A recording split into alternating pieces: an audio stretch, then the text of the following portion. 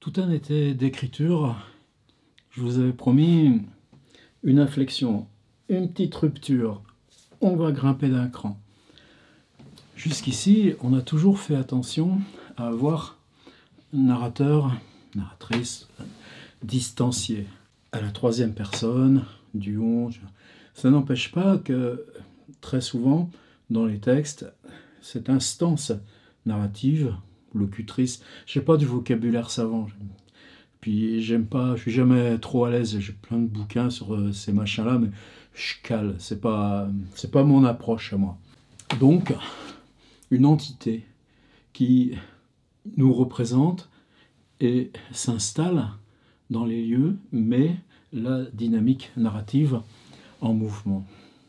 Eh bien, ce que je voudrais pour cette inflexion, c'est que cette instance-là, tout d'un coup, on la passe au premier plan. Comment ? Bien, tout simplement en la regardant.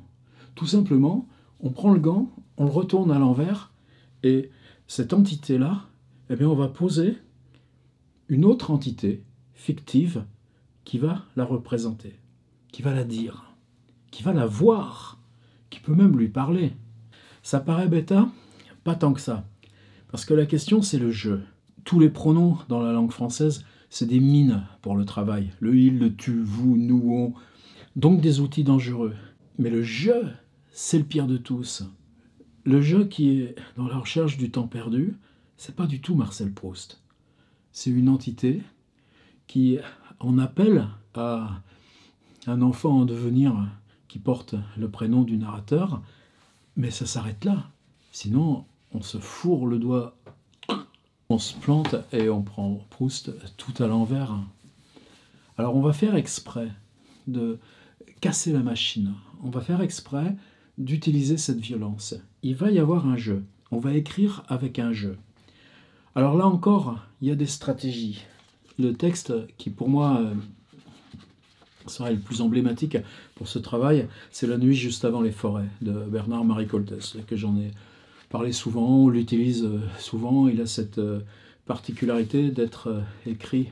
C'est une soixantaine de pages au format minuit, 21 pages de dactylographie, machine à écrire avec carbone, interligne serrée, avec ce truc très bizarre que ce texte écrit en 77 a été d'abord publié par Théâtre Ouvert, puis le Théâtre des Amandiers, puis repris à minuit, et Coltès n'a jamais changé une virgule, un mot à son texte original. Peut-être vous vous souvenez que j'avais parlé de ce livre extraordinaire d'Arnaud Maizetti qui s'appelle Bernard-Marie Coltès, tout simplement, qui raconte sa vie, évidemment, qui prend ça biographiquement, mais qui est d'abord une histoire de l'aventure d'écriture, de la genèse de chacun de ces textes si singuliers. J'aimerais bien même que vous utilisiez une fois ce principe. On aura tout le temps après de recaler les textes, travailler sans que la phrase s'arrête.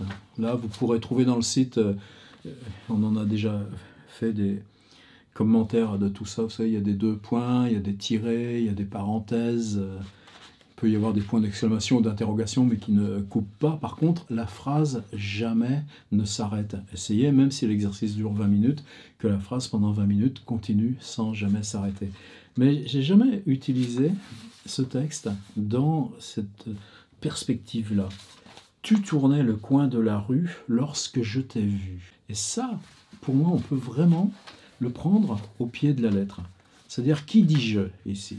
Dans le texte, on le sait, c'est l'acteur, narrateur. Mais c'est compliqué justement, puisque l'acteur incarne le narrateur et se sert de sa propre situation d'acteur pour transformer la narration, puisque le principe de ce texte, c'est que tout tient en un petit bout de seconde. Tu tournais le coin de la rue lorsque je t'ai vu. Si quelqu'un avait tourné la rue, j'aurais fait ce geste.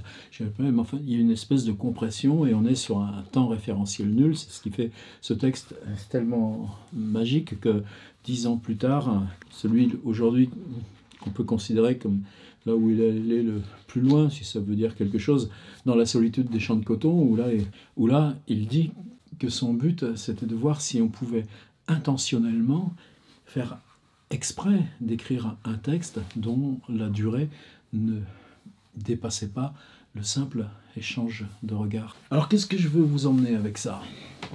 Bien, tout d'un coup, quelqu'un parle avec un je. Il s'adresse à ce narrateur ou il ne s'adresse pas. Il peut le tutoyer, peut le vouvoyer, peut dire il, elle, là-bas.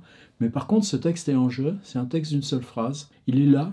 Est-ce que c'est dans le lieu? On a fait le premier cycle, c'est-à-dire le lieu que vous avez installé comme le lieu du retour, ou bien est-ce qu'il est simplement dans cette partie que j'intitule flottement, là où on a décrit ces lieux intérieurs, ces lieux extérieurs, ces traverses de passage, ces flottements au carrefour. En tout cas, une entité narrative, et ça me fait rien, j'assume ce concept en dehors des cuisines techniques habituelles. Cette entité narrative se saisit du jeu pour raconter ce qu'elle voit, ce qu'elle apostrophe, ce qu'elle interpelle, ce qu'elle constate, et qui est l'autre entité, la première, celle que vous avez conçue comme vous représentant, mais à la troisième personne. Alors peut-être même, certains d'entre vous, peut-être, ont triché, peut-être qu'il y a déjà des jeux dans les textes. J'ai un ou deux exemples, je me semble bien m'en souvenir. Mais dans ce cas-là, c'est pas grave. Pensez William Faulkner. Pensez ce texte formidable qui est pour lui le texte de départ qui s'appelle « Tandis que j'agonise »,« As I lay dying ». Il y a 6 narrateurs. Chacun dit « je ». Dans « As I lay dying », 6 personnages qui sont chacun une entité narrative, et à l'intérieur de leur récit, il y a toujours les 5 autres.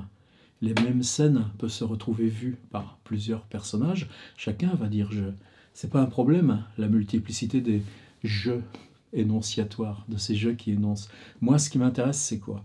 C'est que vous sautiez en dehors de votre tête, que vous vous installiez là où cette entité dit « je ». Donc il faut que vous soyez derrière ce jeu, provisoirement. Et dans cette distension schizophrène, non, on s'en fout de ces trucs, dans cette coupure, dans cette distension, en vous installant dans cet autre jeu, c'est la première instance narrative qui va, elle, se mettre en bascule et s'exprimer d'une autre façon. Et là, on va entrer dans de l'inconnu.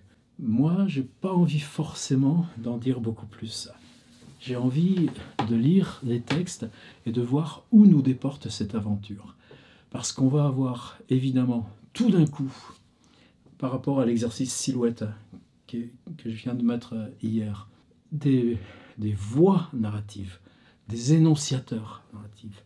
Et ces énonciateurs, vous, en tant qu'auteur, il faut que vous soyez distancié autant de la première entité, même si elle est très proustienne, et que cette entité, à la troisième personne, vous représentait, en tout cas, venait constater ou énoncer un lieu que vous aviez installé comme vôtre, et puis cette instance narrative, cette entité narrative beaucoup plus anonyme, même si peut-être ça ne va pas être le cas, même si maintenant on est prêt à laisser entrer les personnages. Mais il faut que vous vous installiez de façon à pouvoir être aussi entièrement narratif dans le jeu de cette entité qui ne vous est rien, que dans le il ou le elle, ou le on, ou le rien, de cette entité qui lançait le dispositif narratif en vous l'empruntant à votre biographie. Et c'est ça l'expérience que je voulais vous proposer aujourd'hui. On y est prêt. Pourquoi on y est prêt? Parce qu'on a de la matière, parce qu'on peut entrer dans l'expérience avec tout ce qui a été écrit jusqu'ici. Et c'est là, moi, où j'avais besoin de ce ralenti, de poser quelque chose. Par contre, dans cette violence qu'on établit, avec cette séparation de l'auteur, de l'entité qui énonce pour lui, en prenant ces choses à lui, et de l'entité qui est là, posée même, issue même des textes, donc qui est naturellement fictionnelle ou fictive, et qui énonce ce personnage derrière la première entité narrative, donc qui est très capable de se saisir de l'auteur en glissant sa main comme ça, et d'attraper l'auteur à la gorge, et de... Là, on est dans du Rabelais presque, dans l'installation narrative. Eh bien, on aura réussi notre coup. Et vous allez voir que la fiction, c'est ça la discussion qu'on a en ce moment. La fiction naît de la matière textuelle et vous avancerez dans la fiction parce que c'est elle-même qui vous posera les obstacles, les énigmes, le comment installer les pièces du puzzle, précisément parce que ce dispositif nous trouble et qu'on y perd notre appui. Je vous propose aujourd'hui de perdre votre appui. Un texte qui fait une seule phrase, mais pensez bien qu'ici c'est 60 pages de livre. La phrase unique de Coltès, la phrase qui ne cesse pas. Vous avez ça évidemment toujours les extraits dans mes petits dossiers appelés fiches imprimables.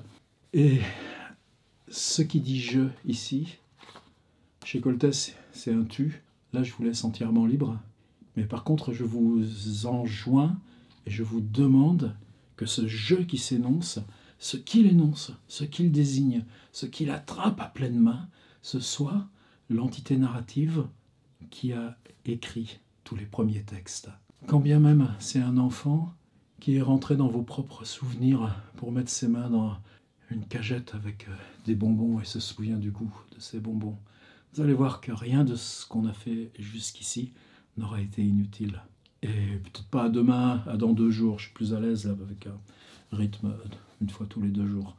Mais vous allez voir, ça y est, on y est dans la vraie bagarre.